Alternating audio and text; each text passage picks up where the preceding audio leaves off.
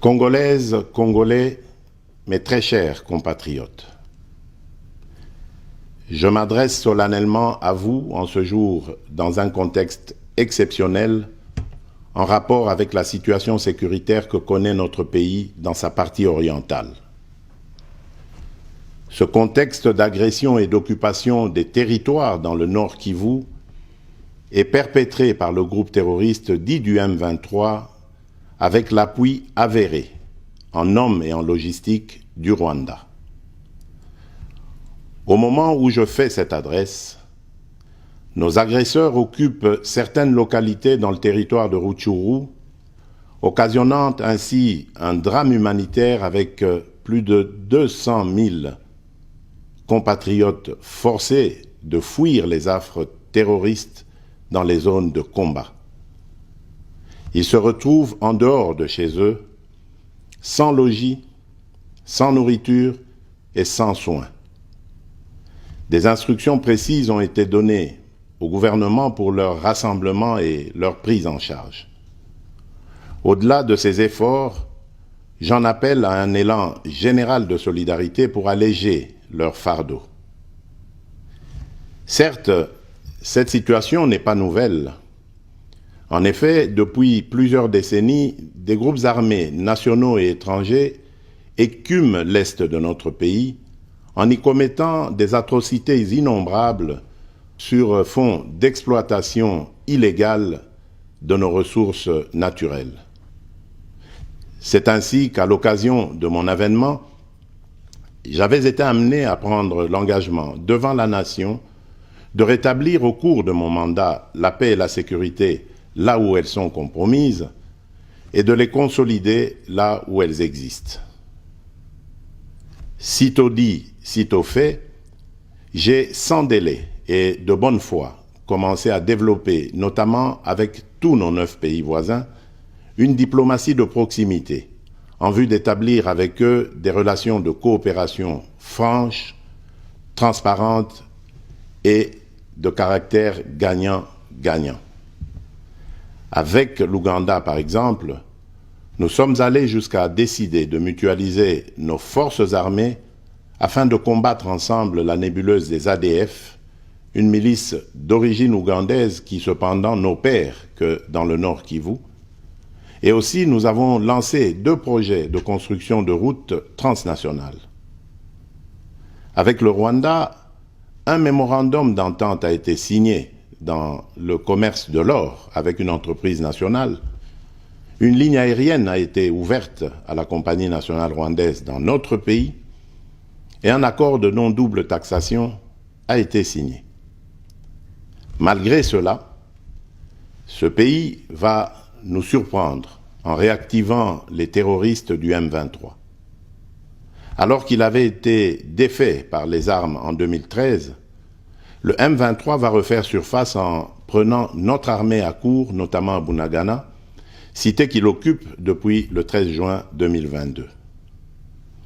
En effet, sous la fallacieuse accusation de soutien des FARDC au FDLR, le Rwanda a en réalité des velléités expansionnistes, avec comme intérêt principal l'appropriation de nos minerais, et pour ce faire, il s'active à déstabiliser l'Est du Congo pour créer une zone de non-droit en vue d'assouvir ses appétits criminels.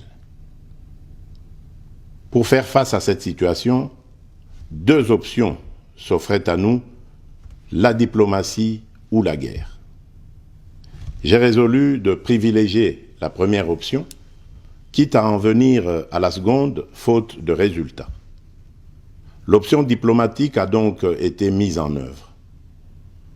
C'est ici l'occasion pour nous de rappeler que notre attachement à la recherche de la paix par des voies pacifiques n'est aucunement un signe de faiblesse, moins encore un aveu d'une incapacité de notre pays à s'inscrire dans une logique de guerre totale contre tous ceux qui continuent à abuser de notre patience, mais plutôt une expression de notre culture de paix et de notre identité légendaire de peuple hospitalier. C'est ainsi que dès le 20 juin 2022, j'ai pris part aux travaux du 3e conclave des chefs d'État membres de la Communauté d'Afrique de l'Est à Nairobi, au Kenya, qui avait comme agenda l'examen de la situation sécuritaire dans l'Est de notre pays. À l'issue de ce forum, les dirigeants des pays membres de la Communauté d'Afrique de l'Est sont tombés d'accord sur le déploiement d'une force régionale pour imposer la paix dans l'Est de la République démocratique du Congo.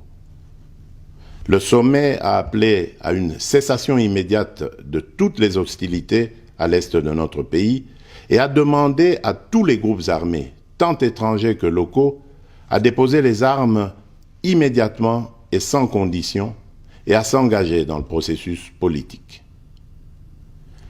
Le 6 juillet 2022, j'ai accepté de rencontrer à nouveau le président du Rwanda, cette fois à Luanda, sous l'égide du président João Lourenço, sous couvert de la Conférence internationale des régions des Grands Lacs africains, la CIRGL.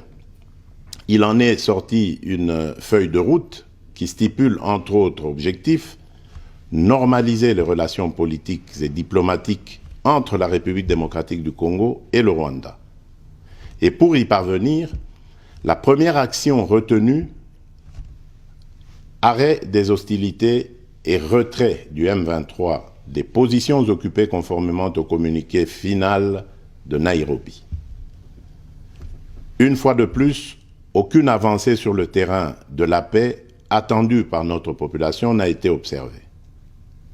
La dernière activité diplomatique en date a été la rencontre avec le président Paul Kagame autour du président français Emmanuel Macron et à l'initiative de ce dernier, en marge de l'Assemblée générale des Nations unies à New York. Ici également, pour l'essentiel, il a été acté le principe d'un cessez-le-feu immédiat et du retrait inconditionnel du M23 des positions qu'il occupe, toujours sans résultat tangible sur le terrain.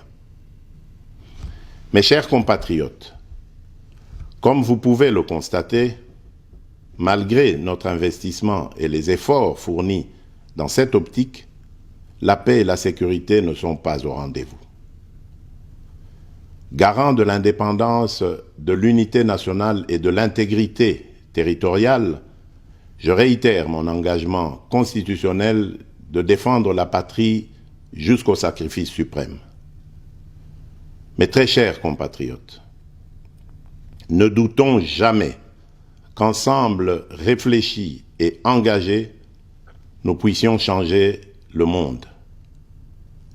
À vous, nos vaillants soldats, vous qui avez pris l'engagement de servir sous le drapeau, je vous invite ici au sens élevé du patriotisme en ce temps particulièrement exceptionnel de notre histoire, de défendre notre pays, de protéger l'intégrité de son territoire et d'assurer la sécurité des Congolaises et des Congolais contre toute agression ou attaque d'où qu'elle vienne.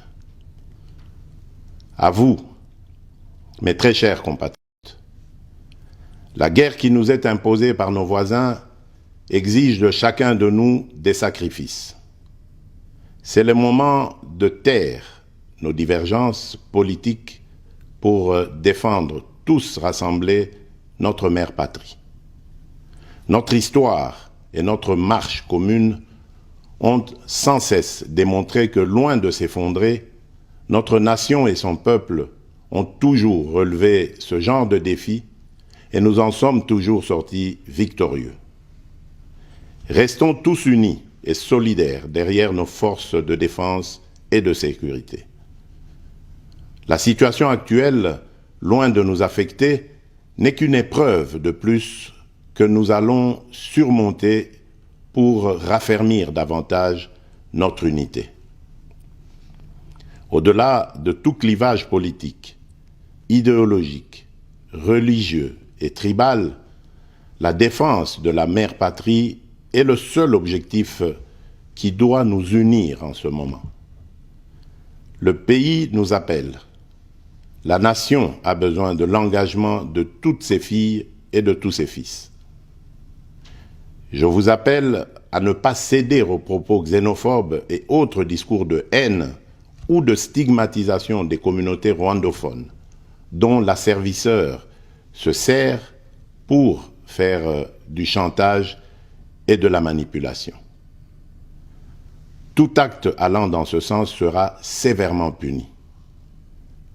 En réponse à la forte demande de la jeunesse, j'invite celle-ci à s'organiser en groupe de vigilance en vue d'appuyer et d'accompagner et de soutenir nos forces armées, nos forces de défense dans l'accomplissement de leur noble mission. C'est ici l'occasion de mettre en garde tous les traîtres civils ou militaires et autres brebis galeuses qui servent les intérêts de l'ennemi. Ils seront exposés à la rigueur de la loi en ayant le juste châtiment que mérite ce genre de comportement. En outre, tout en renouvelant mon appel lancé à nos jeunes qui en ont la vocation de s'enrôler massivement dans nos forces armées. Je réitère l'instruction faite au chef d'état-major général d'accélérer à cet effet la mise en place de centres de recrutement à travers les 26 provinces que compte notre pays. Chers compatriotes, nous devons ensemble avoir conscience que nul autre que nous-mêmes ne viendra sauver notre nation et que cela exige de chacun de nous une mobilisation tous azimuts. Que Dieu bénisse la République démocratique du Congo. Je vous remercie.